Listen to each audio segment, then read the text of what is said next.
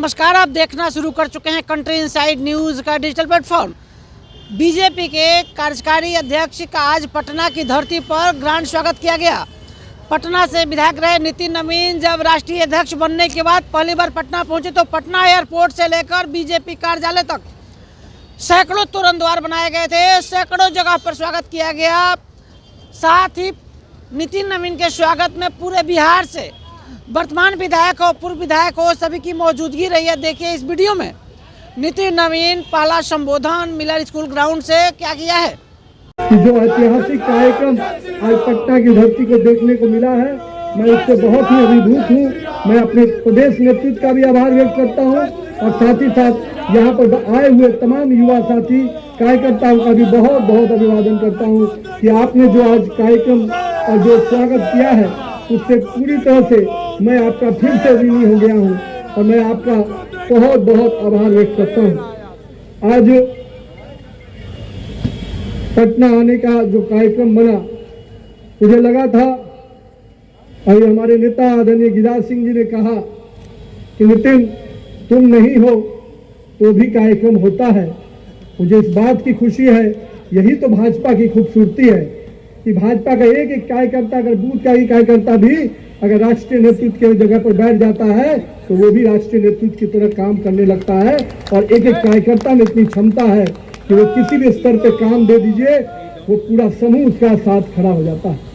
हम आज अपने उन सभी कार्यकर्ताओं का परिश्रम को, मैं चाहे वो हमारे प्रदेश के पदाधिकारी हो, अपने जितने कार्यक्रम में लगे सभी को आभार व्यक्त करता हूँ।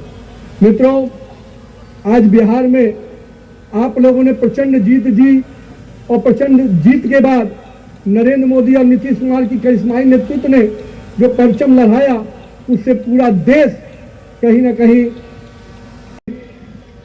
आपको अरुणाचल में चुनाव हुए, अन्य अभी हमारे कल गोवा में भी चुनाव हुआ, उन सभी चुनाव में भाजपा का परचम लहरा रहा है। ये सब बिहार की जीत के बाद जो शुरुआत हुई है वो अभी आगे, मंगल जी कह रहे थे ये जीत बंगाल से आगे केरल तक जाएगी, चिंता मत कीजिएगा, भगवा हर जगह लहराएगा। जहां तक आज मैं अपने पिताजी स्वर्गीय नवीन किशोर प्रसाद सिन्हा जी को जरूर आज याद करना चाहूंगा, क्योंकि उन्होंने ही राजनीति मुझे जरूर विरासत में दी और जिस बट वृक्ष के तहत उन्होंने कार्यकर्ताओं के साथ मुझे जोड़ा। और मैं हमेशा कहता हूं कि मुझे उंगली पकड़कर कार्यकर्ताओं ने काम करना सिखाया और आज उन्हीं कार्यकर्ताओं के बल पर है कि मैं इस मुकाम तक पहुंच पाया हूं। इसलिए मैं बिहार के सभी कार्यकर्ताओं का तहे दिल से अभिवादन करता हूं। पिताजी को काम करते हुए तो मैंने नहीं कभी देखा, क्योंकि मैं उस समय राजनीति में नहीं था, पर मैं हमेशा ये सोचता था जब उनकी मृत्यु हुई तो किस प्रकार से लोग भावना में उनसे जुड़े हुए थे। लोग मेरे हाथ पकड़ के जब रोते थे तो मुझे भी नहीं समझ में आता था कि मेरे पिता के लिए कोई व्यक्ति इतना क्यों रो रहा है। लेकिन मुझे तब समझ में आया जब राजनीति में मुझे आने का मौका मिला कि किस प्रकार से एक एक कार्यकर्ता परिवार एक एक नेता से जुड़ जाता है, एक एक कार्यकर्ता परिवार एक दूसरे का भाई और चाचा बनकर काम करता है। इसलिए मैं आप पूरे कार्यकर्ता परिवार को आज याद भी कर रहा हूँ, आप सबको अभिवादन कर रहा हूँ। कई ऐसे कार्यकर्ता जो मेरे साथ काम करने के दौरान निधन हो गया, मैं उन कार्यकर्ताओं को भी आज अभिवादन करता हूं, उनका भी नमन करता हूं और उन परिवारों को भी कहता हूं कि भाजपा का परिवार बहुत बड़ा है और हम उन परिवार के लोग उनको निश्चित रूप से समेट कर आगे बढ़ाएंगे। साथ ही साथ आज जो हमारे कार्यकर्ता सोचते हैं कि काम कैसे किया जाए, मैं हमेशा कहता हूं मित्रों, युवा साथियों, राजनीति में शॉर्टकट के लिए कोई जगह नहीं है। राजनीति में शॉर्टकट से दूर हो जाइए। राजनीति लॉन्ग रन का काम है। लंबी दूरी से अगर जाना है राजनीति में तो धैर्यपूर्वक काम करिए, निश्चित रूप से काम के प्रति अपने कमिटमेंट के साथ काम कीजिए। भारतीय जनता पार्टी का वॉच टावर इतना मजबूत है, आपको बूथ से उठाकर प्रदेश और केंद्रीय नेतृत्व तक पहुंचा देगा। आप अपने काम पर विश्वास कीजिए। मैं अपने आप को इसलिए आपसे कहने आया हूँ कि मेरे युवा साथी, अब बिहार में बहुत बड़ा परिवर्तन का उम्मीद हुआ है। बिहार को बहुत बड़ा मैंडेट मिला है। इस मैंडेट से हमारी जवाबदेही बढ़ चुकी है।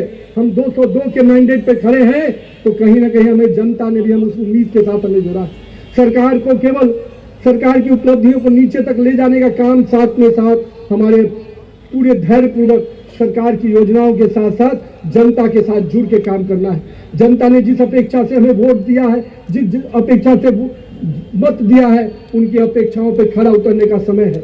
2025 से 30 का बिहार निश्चित रूप से विकास के वो मायने लिखने वाला है, जिसमें बड़े पैमाने पर युवाओं के लिए रोजगार के अवसर होंगे, बड़े निवेश के अवसर होंगे। इसलिए बिहार को आगे बढ़ाने के लिए आप सब कार्यकर्ताओं को भी अभी भी मेहनत और परिश्रम करना होगा। साथ ही साथ हम पूरी तरह से आपको आश्वस्त करते हैं कि बिहार का नेतृत्व और केंद्रीय नेतृत्व कार्यकर्ताओं के विकास की भी उतनी ही चिंता करेगा जितने बिहार के विकास की चिंता करेगा। मैं आप सबको आज के इस अवसर पे बातें कई विषयों पे आई हैं। मैं आज हमें गुरु प्रकाश अभी बोल रहे थे, बहुत बड़ी बात कहा है भाई ने। मैं आपको बताता हूँ, माननीय गृह मंत्री अमित शाह जी का जो सपना है कि पंचायत से पार्लियामेंट तक भगवा लड़ाएगा, तब भाजपा का स्वर्णिम युग आएगा, वो इसलिए कहा है कि 1 लाख से अधिक युवा नेतृत्व, नरेंद्र मोदी का जो सपना है कि 1 लाख से अधिक युवा नेतृत्व निकालना है, तो वो नेतृत्व तभी निकलेगा जब पंचायत से पार्लियामेंट तक हमारे कार्यकर्ता आगे बढ़ेंगे। आने वाले समय में राज्य में के अंदर भी पंचायत और निकाय के चुनाव है। मैं आप कार्यकर्ताओं से आग्रह करता हूं, अगर नेतृत्वकर्ता बनना है तो अपने अपने क्षेत्र में जाइए, जनता के साथ जुड़ के काम कीजिए, जनता के समस्याओं में खड़ा उतरिए। निश्चित रूप से आप ही में से कोई वार्ड काउंसिलर बनेगा, कोई मुखिया बनेगा और भविष्य का नेतृत्वकर्ता बनेगा। यानी बिहार के पंचायत निकाय चुनाव में भी हम सबको अभी से लग जाना है, क्योंकि ये चुनाव निश्चित रूप से बदलते हुए बिहार के एक नई तस्वीर प्रदान करेगा। हम पंचायत और निकायों के स्तर पे अगर अच्छा नेतृत्व खड़ा कर देंगे तो निश्चित रूप से 2047 का बिहार भी विकसित बिहार बनकर उभरेगा।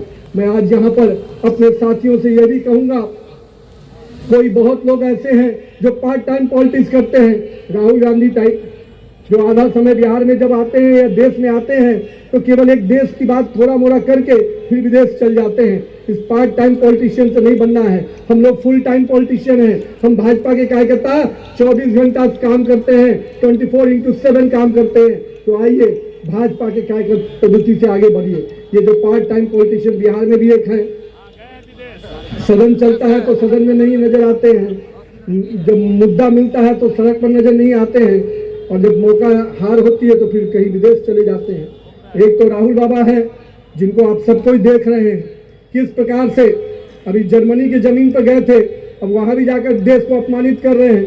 उनकी एक प्रथा है, देश में रहेंगे तो देश के संविधान को गाली देंगे, देश के कॉन्स्टिट्यूशनल बॉडी को गाली देंगे, चुनाव आयोग को गाली देंगे, सुप्रीम कोर्ट को अवमानना करेंगे। लेकिन जब बिहार देश के बाहर जाते हैं तो देश